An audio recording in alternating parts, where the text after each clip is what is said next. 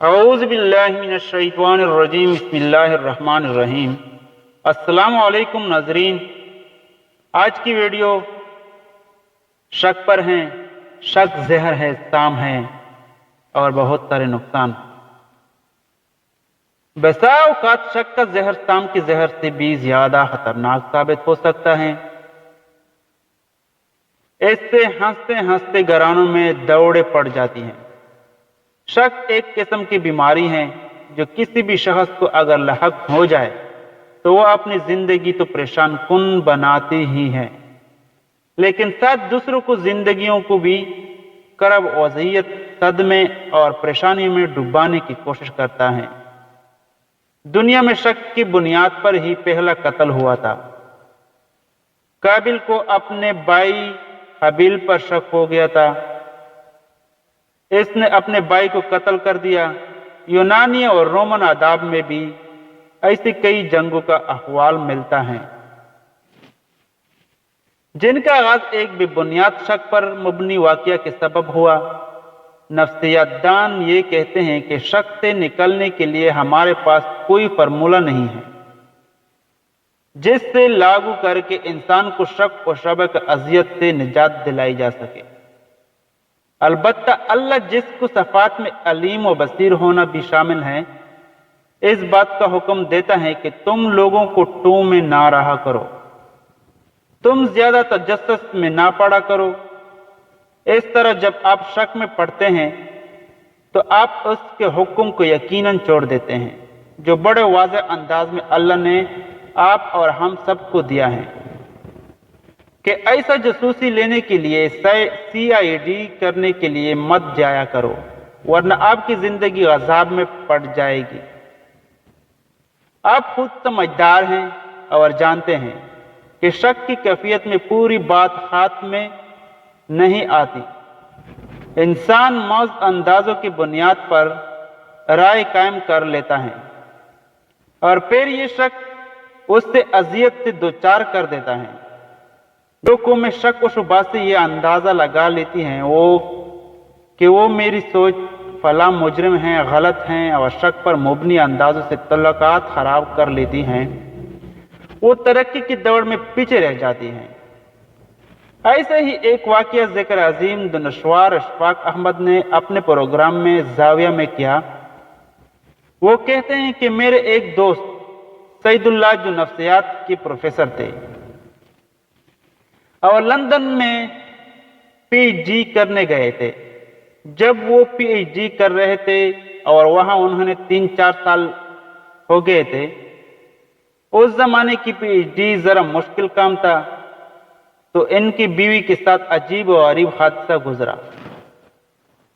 وہ جب تہخانہ میں نہانے کے لیے جاتی اور پانی گرم کرنے والا الیکٹرک راڈ پانی میں ڈال کر نہانے لگتی تو اس وقت ان کی ٹیلی فون کی گھنٹی بج اٹھتی تھی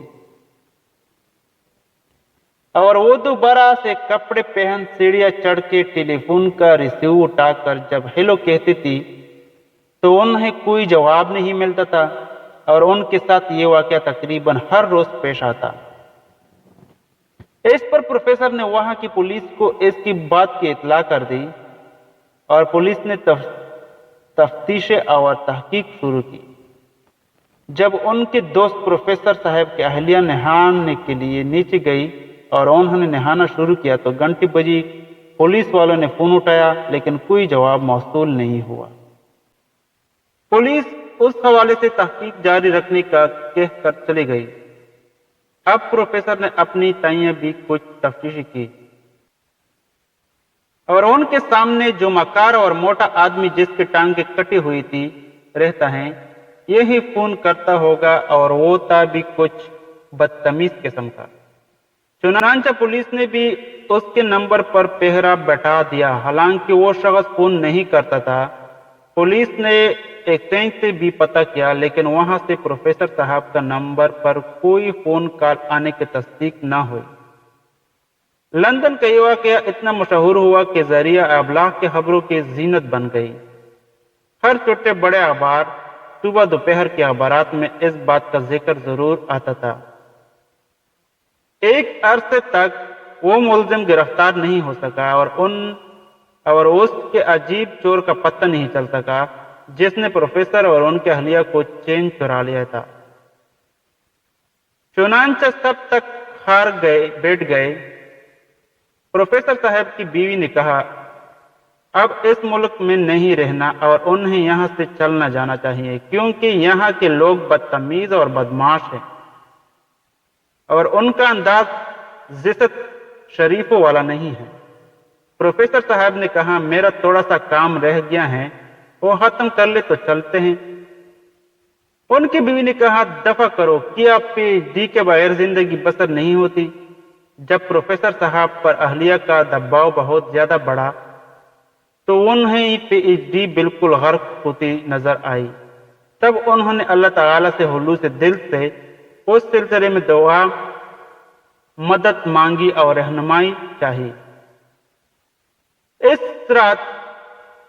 इसी रात जब वो उस बारे में गौर कर रहे थे, उन्होंने फैसला किया कि मैं इसकी दोबारा पूरी तहकीक करता हूं।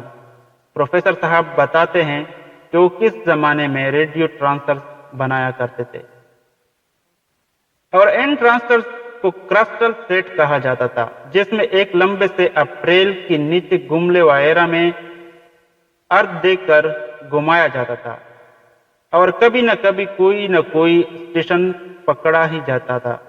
37-38 की बात है। उन्होंने अपने इलेक्ट्रॉनिक्स का इल्म जितना भी था उससे भी इस्तेमाल किया।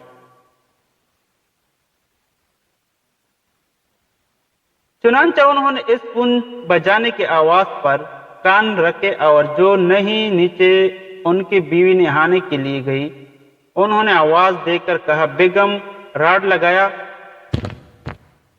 जब आवाज आई हां, तो प्रोफेसर साहब ने कहा, देखो अभी घंटी बजी और इस वक्त घंटी बज उठी। उस प्रोफेसर साहब ने तहकीक शुरू कर दी और 6 दिन के अंदर अंदर उन्होंने चोर पकड़ लिया जो सारी लंदन पुलिस और सारी कांस्टेबल से पकड़ ना जा सका। वो चोर प्रोफेसर साहब ने पकड़ लिया।